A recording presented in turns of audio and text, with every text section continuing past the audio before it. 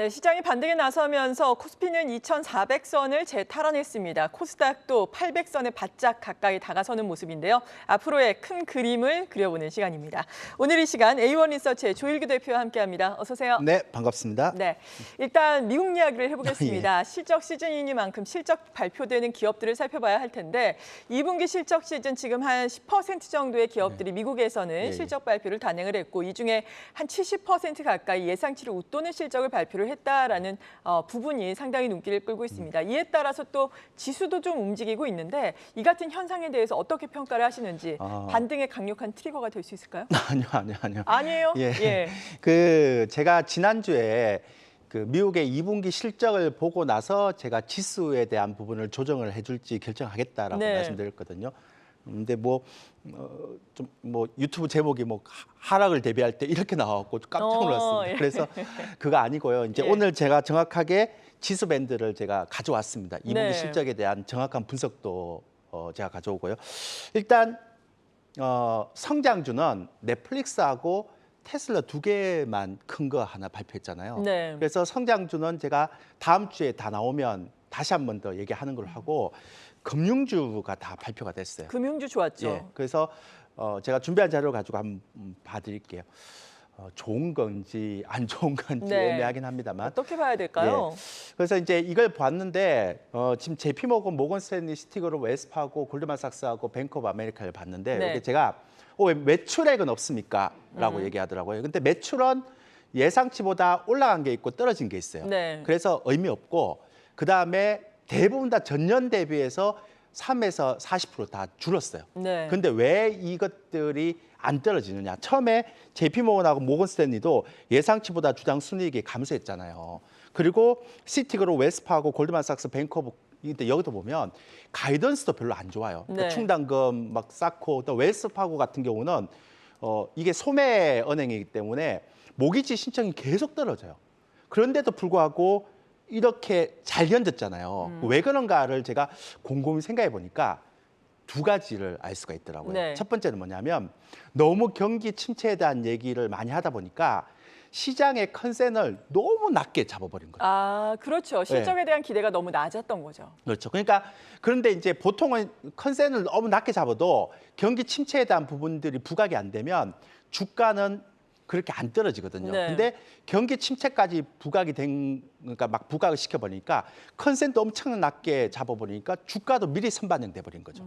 그러니까 막상 딱 열었는데 예상치보다 약간만 좋아져도 시장이 리바운딩이 되는 거예요. 그렇죠. 근데 이걸 가지고 이게 좋을 거다라고 얘기하기에는 좀 그렇잖아요. 그러니까 너무 낮춰놓은 상태고 주가도 너무 선반영된 상태이기 때문에 그것 때문에 다시 올라오는 것뿐이지 이게 바닥을 쳤다라고 얘기하기는 좀 부담스럽고요. 근데 제가 이걸 보면서 어떤 생각이 들었는가 하면 이제 경기 지표나 실적은 시장에 큰 영향을 미치는 게 아니구나. 앞으로도 그럴 것 같다. 그러면 어떤 게 영향을 미치는 좀 이따가 제가 궁금하게 하고 제가 좀 이따가 말씀드릴게요. 그건 제가 그냥 이제 진짜 큰 영향을 미치는 게 이제 후반부에 제가 말씀드릴게요. 근데 그 전에 다음 주에 FOMC 있죠. 그렇죠. 근데 FOMC 있고 오늘 저녁에 이제 20이 있고 BOJ도 있고 다 그렇습니다. 20이 같은 경우는 달러 인덱스에 영향을 좀 주기 때문에 근데 저는 크게 영향이 없을 것 같고 두 번째를 보면 물가지수에 대한 고점 인식이 있는데요. 지난번에 소비자 물가지수가 9.1로 최고였죠. 근데 시장이 반응을 안 하잖아요. 제가 물가지수 반응을 안 한다라고 했는데 이번에 발표하고 나서 발표된 게 있어요. 제가 기대 인플레이션 자료 갖고 왔는데 한번 보세요. 미시간대 5년 인플레이션 기대치가 나오거든요. 지난 금요일에 발표가 됐었죠. 제가 목요일 날 출연하고 그다음에 제가 출연한 다음에 나온 자료를 다 갖고 와서 제가 일주일에 한 번 출연하다 보니까 다 지금 분석을 해주는데요. 3.1인데 2.8달러. 기대 인플레이션이에요, 5년. 그러니까 사람들의 물가 지수도 이제 서서히 꺾일 거라는 생각을 많이 하고 있다는 거죠. 그렇죠. 자, 그러면 이게 뭐가 문제가 되는가? 이게 뭐가 이제 영향을 받는가 하면 FOMC에서 이거 전까지만 하더라도 100bp 얘기하다가 확 죽었잖아요. 이제 75bp. 그러면 이번 FOMC는 볼 게 없죠.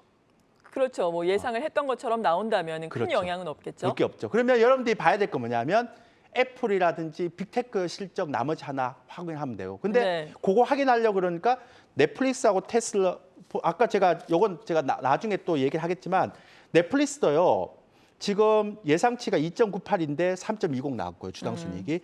테슬라도 1.81인데 2.27 나왔습니다. 네. 근데 이건 매출은 예상치보다 다 떨어졌지만 순이익이 올라갔다고 안 빠지잖아요. 그러니까 이걸 보면 애플이나 뭐 그동안 구글이나 이런 것들도 생각보다 안 빠질 것 같다. 그러면 결과적으로 우리가 생각해야 되는 건 GDP 정도인데 지금 GDP 나오를 보면 벌써 2분기 연속 마이너스라는 걸 대충 알기 때문에 이것도 크게 영향이 없을 것 같고 그러면 결과적으로 7월 달에는 제가 볼 때 그냥 변동성 장세에서 박스권으로 가야 될 것 같다. 네. 그러니까 크게 여러분들 신경 쓸 거 없다. 7월 달은. 왜냐하면 이런 형태의 실적에 대한 부분들이 시장에 충격을 안 준다 그러면 아까 물가지수 낮아졌기 때문에 FOMC 영향 안 주고 GDP 나오고 보니까 GDP도 다 반영돼 버렸고 그러면 영향 줄 거 없죠. 그러니까 7월 30일까지는 그냥 박스권에서 움직인다 이렇게 생각하시면 될 것 같습니다. 네, 그렇다면 지수 밴드를 어떻게 봐야 될지 궁금하거든요. 나스닥 같은 경우에는 그래도 10,000선은 지지가 되면서 지금 반등을 하고 있는 상황인데 박스권이라면 어느 정도 상단까지 보시는 거예요? 저는 물론 이제 상단에 예. 대해서는 13,000까지 열어놨는데 이번엔 못 갈 것 같고요. 예. 제가 볼 때는 연말이라든지 아니면 내년 초까지 가는 형태고 9월까지는 변동성이 또 심하게 나올 것 같습니다. 네. 그 이유에 대해서 제가 좀 설명을 드리겠지만 어쨌든 간에 9월까지는 지금 같은 변동성이 왔다 갔다 할 거기 때문에 굉장히 좀 어지러울 것 같고요. 그 대신에 밴드는 짧은 밴드가 나올 것 같은데 제가 요거 하나만 좀 설명드릴게요. 소매 판매가 하나 나왔는데 되게 네. 특이해서 제가 요거 설명드릴게요.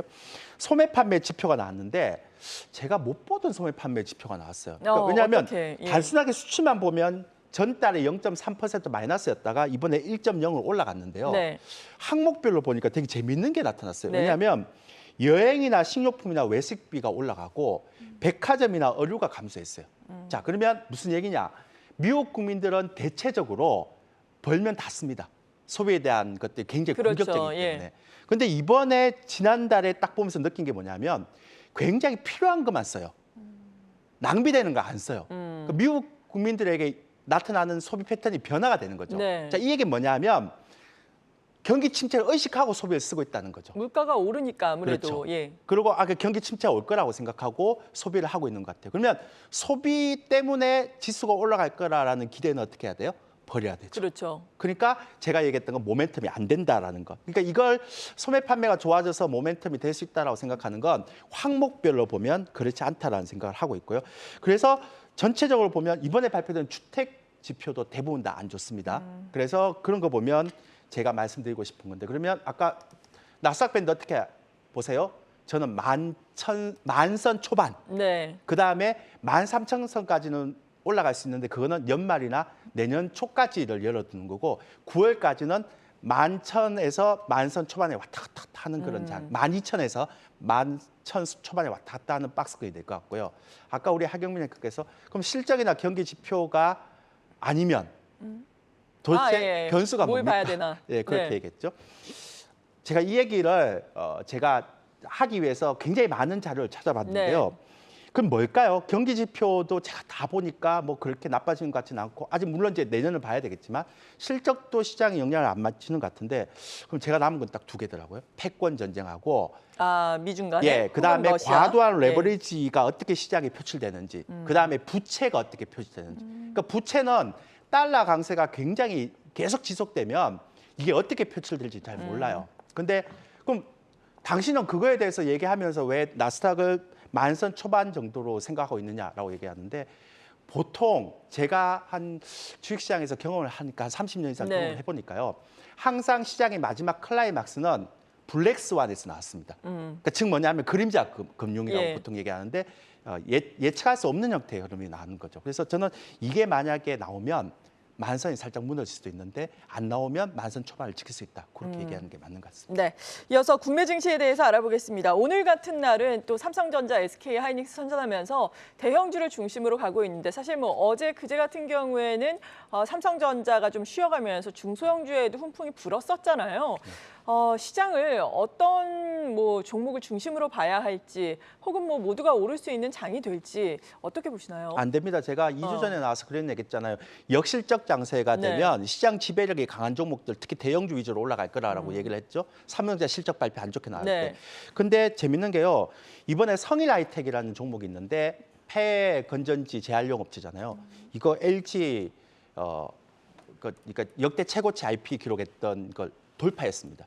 그러면 제가 이걸 보면서 어떤 생각을 하는가 하면 아직 상장은 안 된 거죠? 예, 이제 상장이 될 건데 예. 공모 IPO를 했는데 이 얘기는 시장 지배력이 굉장히 강한 종목들로 자금이 몰렸다. IPO 안 된다 그랬는데 역사를 썼단 말이에요. 증거금이 20% 예. 몰렸다고요? 그러니까 제가 지금 뭔 얘기인가 하면 이제 역실적 장세가 들어오면 네. 시장 지배력이 1위인 종목들이나 강력하지 않는 종목들은 돈이 안 들어옵니다. 그 제가 왜 자꾸 이 얘기를 드리는가 하면 최근에 삼성전자 올라오죠, 하이닉스 올라오죠, LG화학 올라오죠, 그 네이버 올라오죠, 카카오 올라오죠. 제가 2주 전에 그랬잖아요. 시장 지배력이 강한 대형주 중에서 싼 종목들만 들어올 거다. 네. 왜냐하면 그 이외에는 돈지를 못하죠. 왜냐하면 회사차가 계속 올라가면 반응이 안 되잖아요, 이게. 그래서 앞으로는 이런 금리가 올라가는 데서 회사채 시장이 변화가 되면 시장 지배력 강한 종목만 올라오고, 그리고 최근에 지난주 금요일부터 해서 이번 주까지 지수 막 올라오는데 개별주 안 올라오죠. 네. 그러니까 체감 지수가 굉장히 안 좋잖아요. 그러니까 이건 앞으로 계속 이런 형태가 나타날 것 같아요. 그럼 제가 몇 번 얘기했죠. 이번 상승을 제발 기회로 해서 시장 지배력이 안 되는 종목들, 좀 마켓쉐어가 2위, 3위로 떨어진 종목들, 그다음에 재무가 안 되는 종목들 빨리 바꿔야 됩니다. 아니면 정말 큰일 납니다. 그런 얘기를 좀 드리고요. 그다음에 국내 수급을 좀 볼게요. 신용잔고에 대한 부분을 보는데 신용잔고 추이를 제가 연도별로 쭉 제가 가져왔는데 요거 보니까요. 5조 6조에서 7조 8조 2015년도에, 그리고 12조 13조 갔다가 코로나 때 6조 갔다가 지금 24조 25조 올라왔잖아요. 4배 올라갔어요. 근데 네. 이제 18조 됐어요. 제가 볼 때는 저거 한 14조에서 15조까지 떨어지기 전까지는 계속 변동성 장세 나올 것 같습니다. 요걸 잘 기억해 주십시오. 그러니까 아직도 많이 남아 있어요. 네. 그렇게 하고 고객에 닦으면 안 들어옵니다. 근데 요거 제가 중요한 거라서 하나 제가 말씀드리려고 예. 하는데요. 최근에 지수 올라갈 때 수급에 굉장히 중요한 변화가 나 있었습니다. 어떤 변화가 있었나요? 준비한 자료 보시면 네. 제가 이거 보면서 정말 외국인들이 잘하는구나라는 생각을 했는데요. 7월 14일 날부터 20일 날까지 코스피 지수가 한 60포인트 올라왔어요. 네. 오늘까지 하면 70포인트 올라왔잖아요. 현물이요 1조 정도 넘게 샀죠.